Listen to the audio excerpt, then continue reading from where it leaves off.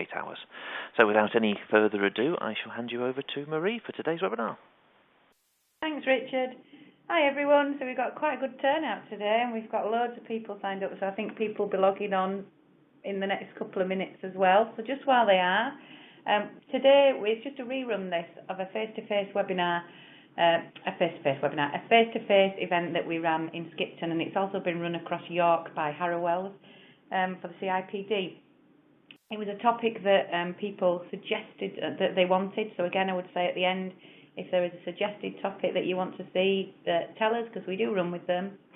And it was about line managers and avoiding costly mistakes on their part and how we can help them to avoid mistakes and speak to them about, what kind of trouble the companies and, in fact, the individuals can actually get into if they do make mistakes in relation to a number of different issues centering around the employment relationship. So I've squeezed the slides into half an hour. It did actually take about an hour and a half, so it will be whistle-stop.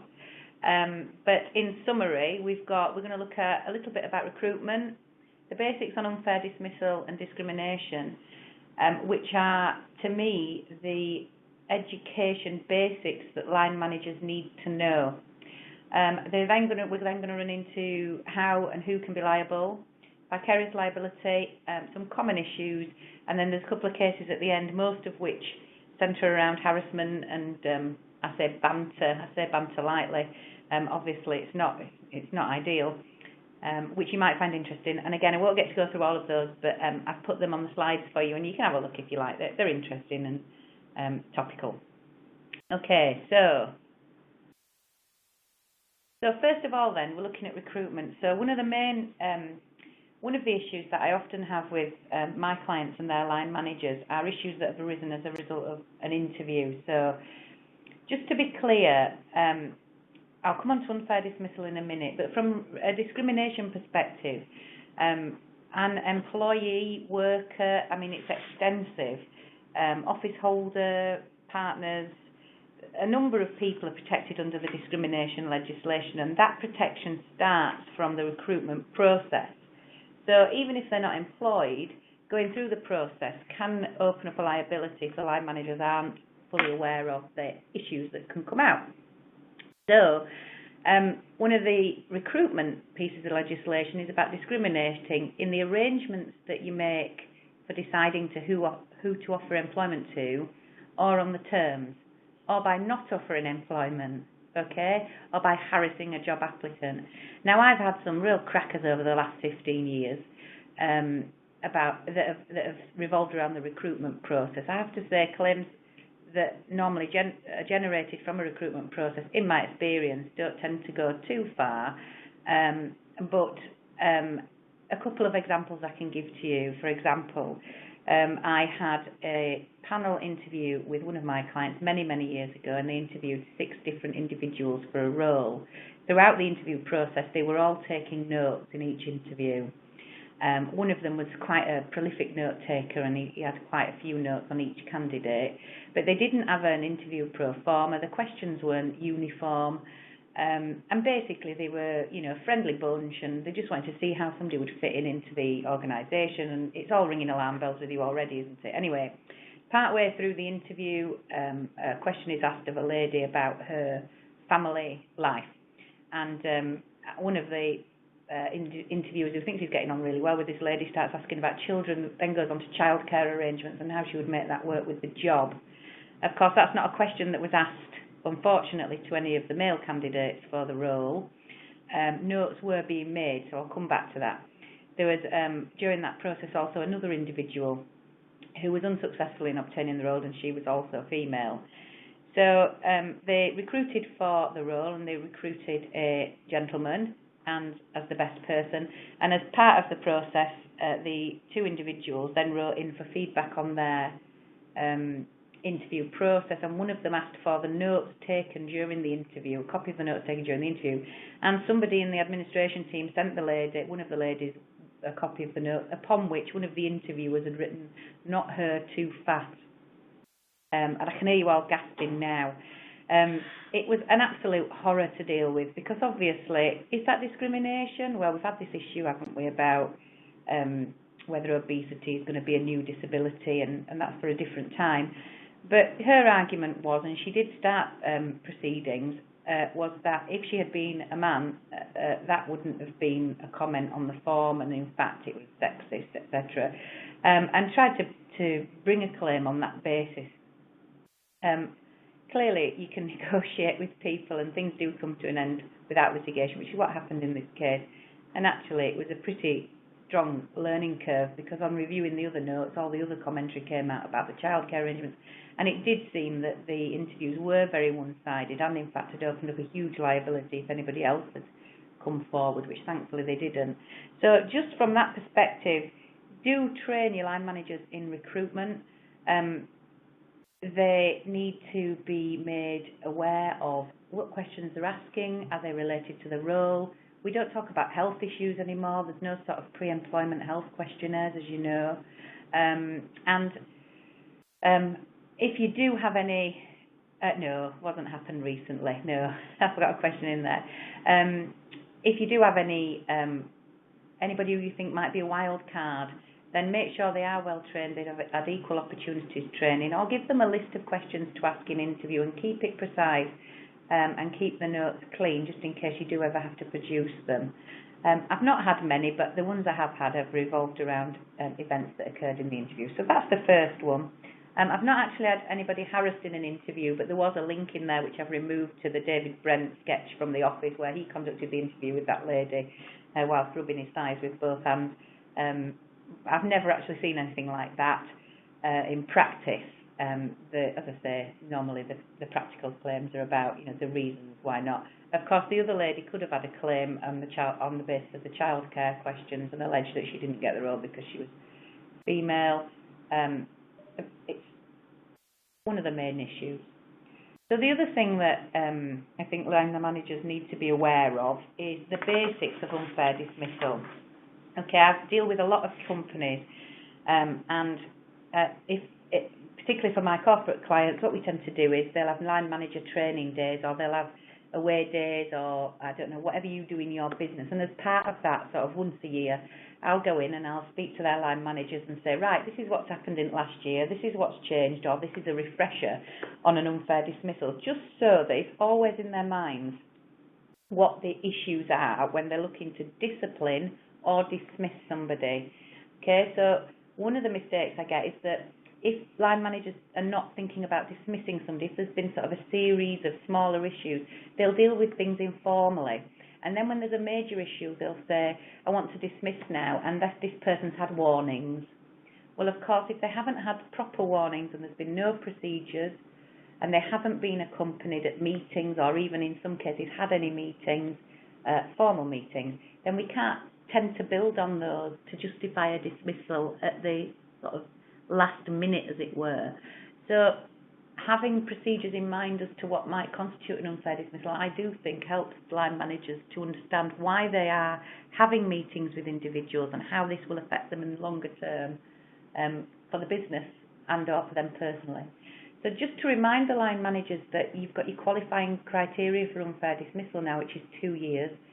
So it's got to be an employee, 2 years service, okay? Under 2 years, should you follow a process? That's a common question. A lot of companies, as a matter of good practice, do follow a process under 2 years, just in case, and because it's a matter of good process, basically, and it keeps things clean. To bring a claim for unfair dismissal now, an individual will have to pay costs of lodging an application, which is £250 for a standard unfair dismissal claim, £950 for a hearing fee, and that is to the tribunal. If they want legal representation, then they'll have to find legal fees. However, one mistake I've had recently is where somebody telephoned me to say, I've dismissed this person and I know that they don't have any money. This person shall remain nameless. I don't think there's a high risk that they'll bring a claim, but I'm not sure. To which I responded, well, it's not always the case that if somebody on the face of it doesn't seem to be able to afford to bring a claim, they won't be able to anymore. Lots and lots of employees have all contents insurance. In fact, we all do, don't we? Well, as part of that policy, if you've been given as a freebie on sort of, I don't know, comparethemarket.com or whatever other websites are available. Legal expenses insurance, that covers employees often for between £50,000 to £100,000 worth of legal expenses cover in relation to employment tribunal claims. So do need to be careful. People have got insurance, and that's why processes are important. Also, I think line managers need to be aware of the 5 fair reasons for dismissing or disciplining somebody, and they need to be aware of what they are legally. And under Section 98(2) of the Employment Rights Act, you've got the 5 fair reasons. I see a lot of mistakes made where an individual is suspended for one reason, invited to a disciplinary meeting for another reason, and dismissed for a reason that doesn't tally with any of the previous reasons. And tribunals don't like that, so they want to know why that person's been dismissed. The person needs to be aware why they've been dismissed or disciplined, and these are the 5 fair reasons which speak for themselves. We've got conduct, capability, SOSR, I sound a bit drunk there, don't I? But it actually means some other substantial reason, redundancy or illegality. If you're not sure, take advice. If you've got advisors, go through it from the beginning. That 5-minute phone call at the beginning to get your ducks in a row and to make sure that everything's been carried out properly is worth it. And it's fair to the employee as well, which I think is one of the main things. Okay, another thing that line managers need to be aware of, as well as having good reasons, is that for an unfair dismissal, an employee can be successful in that claim, even if there is a good or fair reason to dismiss, if the procedures are flawed. So under Section 98(4) of the Employment Rights Act again, you've got to follow a good procedure, and you've got to act fairly and reasonably, and in looking at that, the tribunal looks at the size and administrative resources of the employer, and also whether a dismissal was within the band of reasonable responses. In other words, would another employer or could another employer have dismissed in those circumstances? Did you act reasonably? An unfair dismissal finding can be made against the company if the procedure is flawed, regardless of the merit in the dismissal. I'm not saying the claim will be high value, because there can be reductions on compensation, but having the finding at all is undesirable. So processes, taking them to the handbook, you should have a disciplinary procedure, refreshing memories. If you do promote people to manage other people, give them some training. Don't blame them after it goes wrong. I think that investment in itself it's worth its weight in gold. Okay, remember this as well. I've had some instances in the past, and I have acted for claimants and respondents for years now. And in relation to dismissals generally, you still do, unfortunately, get the comment, well, we haven't really got a reason to dismiss, but what we'll do is, we'll manage that person out, or is it possible to manage that person out? Or I'll get a claimant saying, I think I am being managed out. And I think line managers need to be aware about what they're saying and how they're saying it to employees. Again, if an employee, there's 2 types of dismissal. There's an actual dismissal, where the person is actually dismissed by the company, and a constructive dismissal, which is where the employee alleges that the company has acted in such a way that the company has breached a term of the contract, and that might be a deduction in pay, but often the most common one is that the trust and confidence between the company and the employee is broken down. Okay? So if you have a line manager who's a bit of a liability, or if they tend to say things without thinking, you do need to speak to them about liability in this regard. It's not okay to have a chat with somebody. I've had companies in the past thinking that they were being kind to employees by having a sort of side conversation, well, this could all go away if you just tender your resignation. That's the most common one. And, you still get your reference. It's just not appropriate, and it shouldn't be happening. Instead, if an employee is to be dismissed, for example, please do consider and make managers aware of the other 2 routes to speak to employees off the record, which is either a protected conversation, which I've done a whole different webinar on that, which is basically offering employees another route out of the business and is non-disclosable in certain circumstances. Or if there's a dispute, consider a without prejudice conversation, and again, take some advice. Make sure that they speak to you before they do anything. It may be that they want to take some kind of action, and speaking with HR will open a different route for the company and for them and avoid a lot of unwanted costs and time wastage, because litigation in itself, the cost, yes, that's a pain, but if anybody has ever been to tribunal, all my respondent clients who have ever been to a tribunal say to me, do you know what, it starts off as a matter of principle if it's defended, and then they'll say the time alone in trying to deal with this has just been immense. It gets on top of people. So do consider other routes and make sure that line managers are aware that that's an option for them, not to implement it themselves, but to be aware that they can come to you to speak to you. Okay, just to finish this roundup of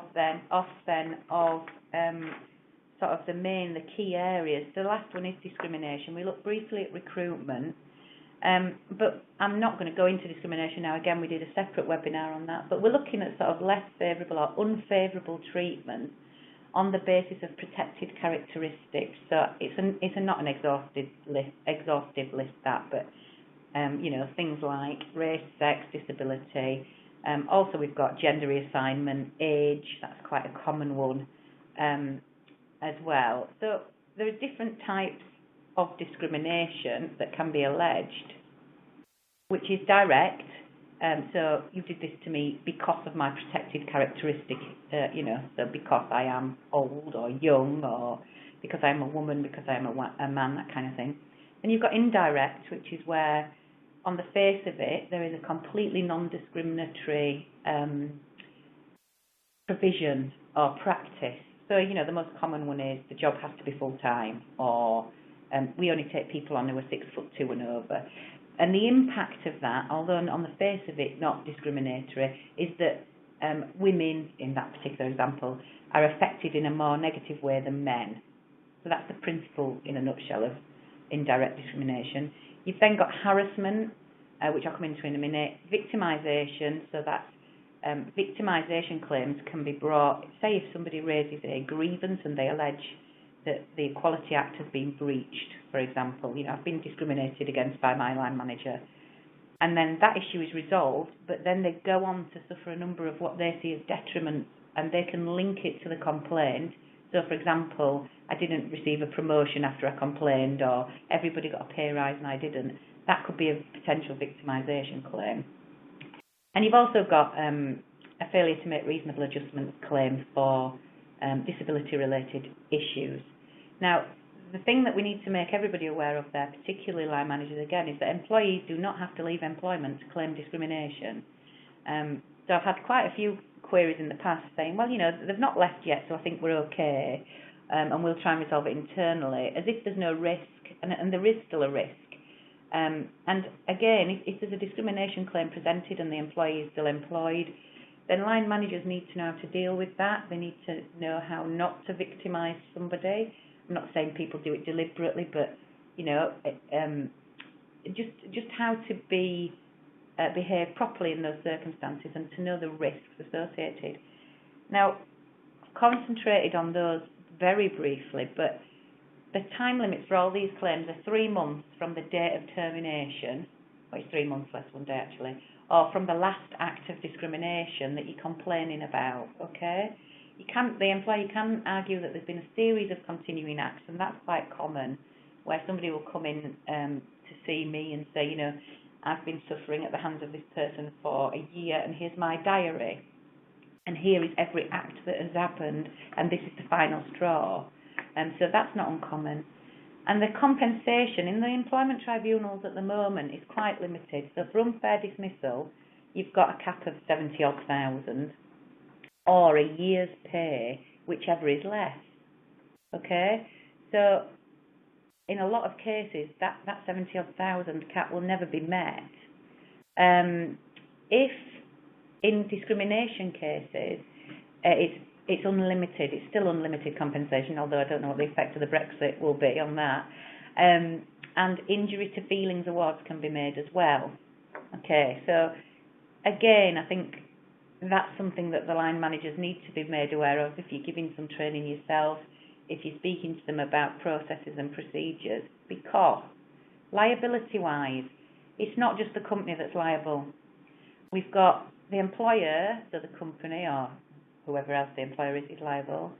But in relation to discrimination claims, what you're seeing more and more of now is individuals being named personally, and often that might be the line manager, and that is possible in discrimination claims to name the individual as a separate respondent. It's a wholly uncomfortable, horrendous place to be in as a manager. It's not pleasant for the employee, of course, who thinks they've been discriminated against or is alleging that they have, but there is an element of potential personal liability there for acts. Individual employees can also be named. So if you've got, somebody who thinks he's the banter king, or he or she thinks she's the banter king or queen of the office, that needs to be dealt with in a nice way. And the company is also vicariously liable, and that means that the company can be liable for acts of its employees, so that they carry out during the course of their employment. Remember, in relation to all of these things, it's in the course of employment, and this can extend to out of work areas. So, I don't know, you have a regular Friday night drink and everybody goes and something happens at that event. I mean, Christmas parties, everybody makes a big deal of that. I'm a bit bored of that now. I think it's taken the fun out of Christmas parties. Not that I would want to see anybody discriminated against, but some people have taken it completely the other way, too far in my opinion. But generally, I think if people are going to an event or if there are regular drinks, then everybody needs to be aware of what behaviour is acceptable and what behaviours are not acceptable. That's not my area, of course, probably more yours than mine. But if you do have policies as well, they need to be aware of the policy. So I had a case against a massive employer probably about 9 years ago now, when I was relatively junior and I acted for a claimant, and they sent everybody out to an annual get-together partway down the country, and put them all up in a hotel. And my client, who was quite young, was a beer drinker, and he'd gone, it was a free bar. So he went to the bar, and when he got there, he ordered a beer, and then at the table, somebody sent him to get some wine, and they were giving the bottles away by the bottle. So it wasn't a glass of wine. If you went to the bar, you got a bottle of wine. Anybody who's ever had a bad night on the wine, and I'm sure I'm not on my own in that regard, I wish I could hear you laughing, will know that he had a horrendous night and was hideously drunk and badly behaved. Jumped on the stage, started singing, got escorted out of the premises, quite embarrassing really, went to bed, got up the next morning, can't remember a thing, called in on the Monday morning, suspended, dismissed on the Thursday. He had 18 years service with the company and a clean disciplinary record. Okay. On the way out of the venue, we had witnesses who gave evidence to say that they were coached back to the back to the hotel in a bus, and before they got on the bus, they were given a sick bag and a bottle of Volvic. So everybody was blind drunk. Apparently there's sick everywhere. And he lost. He brought a claim to say, look, this is unfair. And he lost, and the tribunal said, look, actually, he's responsible for his own behaviour.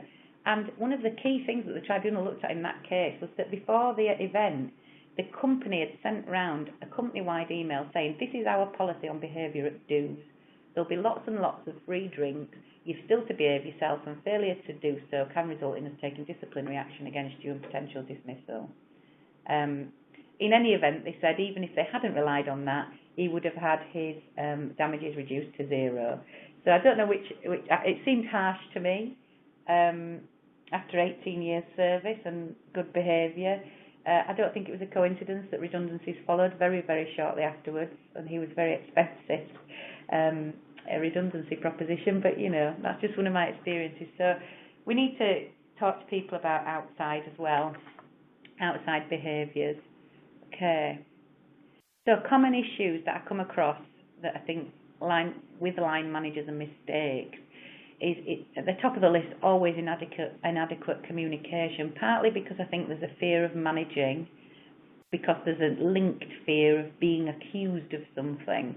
So, you're harassing me because you're managing me. That's often a complaint that I see in practice. And it much depends on the management style. So again, any sort of communication training, leadership training that you can give line managers is helpful, because it really does help them to then tie that into good behaviours, which, if there are any legal issues and claims, are always looked upon favourably by tribunals, rather than, hey, you're a manager now, just get on with it. I have had a lot of claims that have started off by people being too friendly or too hands-off. Particularly too friendly, well, we've all been there, haven't we? Or we know people who have, they think they're friends, or they were friends and then one of them's a manager, and it goes wrong because the boundaries are unclear. Again, it's back to a training issue. Too hands-off, I've had quite a few of these recently where people who have been returning from maternity leaves or periods of sickness absence have raised complaints saying, you just don't care, you failed in your duty of care to me, you haven't been communicating with me. And the managers will say, well, I was scared to communicate because I thought I might be accused of doing something wrong. And my advice in those circumstances generally is, as long as you're communicating in a clear way and there's no sort of inappropriate communication going on, how can you be doing something wrong by speaking to somebody and communicating about how are they, what are the, obviously not what their intentions are on returning if you're too fragile, but what are their intentions? Are they okay? Do they need anything from you? There's lots of different ways of eliciting information from people and showing that you care without, being accused of being inappropriate. The other issue that I come across regularly is incapability management. Is people will ring me, companies will ring me to say, I've got this person, it's a non-performer, and they need to leave. And I say, what have you done? What have you done so far? And I ask for the notes of the meetings, and sometimes there are meetings, and sometimes there are meeting notes.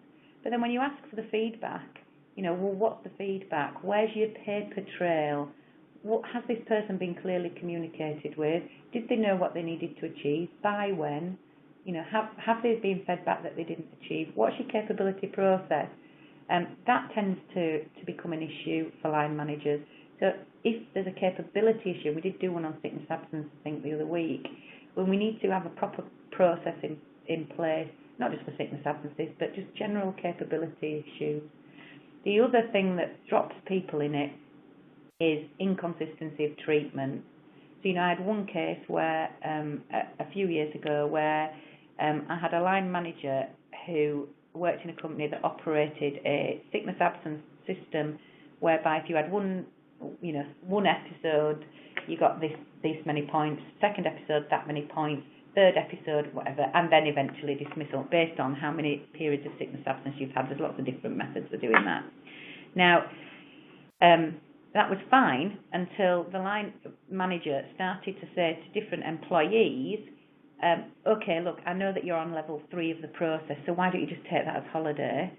But for the employees he didn't like he wasn't so keen on, he'd say, I'm sorry, I won't let you take that as holiday. And there was a real blurred line there, because I don't think he actually had the authority to do that, but he thought he was being friendly. But then on the other side, obviously, was upsetting the other employees who didn't meet the criteria. And so inconsistency became a massive issue in that case. Swapping holidays for sick leave, that's been a big issue for me over the last couple of years. And one of the major things as well is an ignorance of policies. So in tribunals, I always see line managers who are giving evidence let down by their lack of knowledge of the policy, because the policy is always there somewhere and it's hidden on a intranet or the books in the canteen, or they're somewhere, but they've never actually sat down and gone through the policies. And in a decent sized organisation, in any size organisation, if there's a procedure being followed, it's like anything, isn't it? You go through the process and do it together, do it with them, show them the policies, show them what they're working to. I'm not saying policy is everything, but as long as they're aware of it, then the number of different times they do it, they'll know what the policy is, they will be consistent, they'll be confident in communication, and it will become the norm.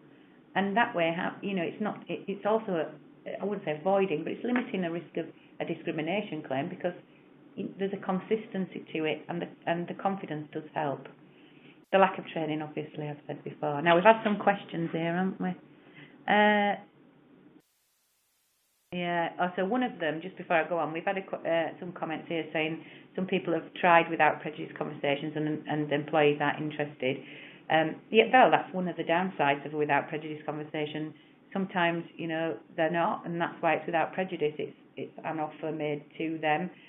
what I tend to find with without prejudice conversations is if it might be something that initially somebody's not interested in, but it takes time to digest.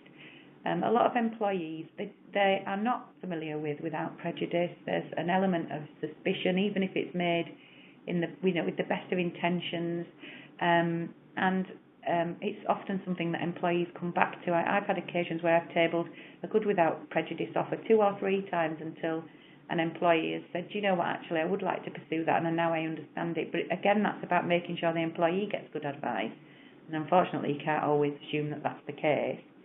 The targets are unrealistic by the employee. I'm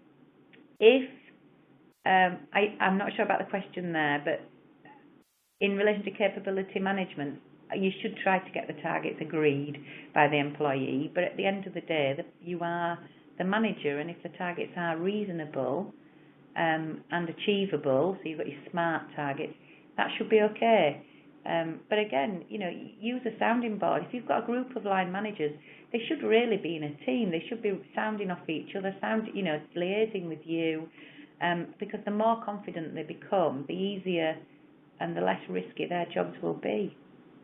Now, I just want to finish. I know I've overrun it a little bit, but I was asked to put some example cases in. About banter, because that is one of the biggest risks in the workplace, and this is where I see a lot of the harassment claims and discrimination claims being brought. So I've just made you a list of cases here that in the CIPD face-to-face sessions we did have a look at. So we're looking at workplace nicknames and sometimes how they can lead to claims. So in Nolan, this chap was being made redundant, and he said, I think I'm being made redundant because of my age. I think they've chosen me because of my age. And as one of the reasons, and as part of his claim, he was aggrieved that some of his workmates had called him Yoda, because the Yoda is obviously about 900 years old or something. So, it sounds like something and nothing, but actually it did go far, and his claim was upheld. And the tribunal highlighted the evidence of age bias, including his colleagues nicknaming him Yoda. They took that into account. So that's an interesting, wasn't it? Particularly if it's Star Wars, quite relevant, Star Wars fan. We've also had an element of race discrimination alleged in this next case, which involved a Polish welder, and he brought a race discrimination claim over the nickname Borat, because he said it was stereotypes about Europeans, and something like that could legitimately lead to a risk of a claim of harassment and direct discrimination. So again, not so good. In Davies and Remploy, we've got a wheelchair user, and that person brought a claim of workplace disability harassment because his line manager had nicknamed him Ironside, and apparently, and I have never seen Ironside, so I can't comment on this, but it used to be a popular television series about a former police detective who used a wheelchair, and the tribunal held that the manager's conduct did have the effect of violating his dignity, and they upheld a disability harassment claim. You've then got another race issue with Buckle and Mitchell, where you had 2 employees who alleged to have suffered race discrimination when they'd been called slutty and sweep by their colleagues, and the tribunal was satisfied that those nicknames had a racial connotation and that they continued even after they'd complained to the employer. So they've made a complaint, because one of the defences of the employer in these claims is, we took all reasonable steps. We couldn't have, we're not responsible for this person's conduct because we took all reasonable steps, and they start dragging out, policies, and, we had some equal opportunities training. And that does help to a degree, but not if it's condoned, obviously, after complaint. Got another example there. I won't go through the other ones, but if you're interested, I've just popped them in there. You can probably have a click through to them. Now, remember this. I'm going to leave you with a word of warning in relation to the role of HR. Remember the role of HR in advising line managers. We had this case recently in 2015, and basically it was how far should you go, and the line manager in the case makes a decision which, after corresponding with HR, becomes a more serious decision for the employee.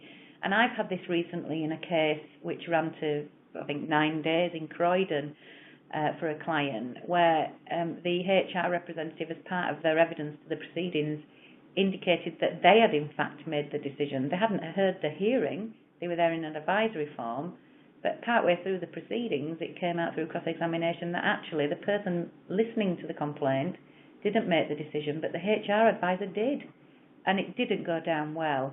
So I think the method, that what to take from that is know the role. If you're in an advisory form, being in an advisory form, the tribunal in that case, and the commentary on it, is basically saying that if you are investigating or conducting a disciplinary hearing, then it's that person who takes the decision. And the HR, of course, you take an advisory form, but the person taking the hearing should not be unduly influenced by HR. So in some cases you may need to take a step back. On that level, I would say, there's a lot of use of subject access requests nowadays to obtain information by employees. And, you need to be careful of conduct, basically, and just to be aware that everything's examinable. That's it, really. So let me have a look. So your conclusion, you're looking at your policies and handbooks, training, communication and boundaries, and just beware of the banter. I'll leave you with this quote about banter from the tribunal that says, banter is a loose expression covering what otherwise might be abusive behaviour on the basis that those participating do so willingly and on an equal level. It can easily transform into bullying when a subordinate effectively has no alternative but to accept or participate in the conduct or lose their job. So there you go, beware the banter. And that's it from me. So thank you. If you have any questions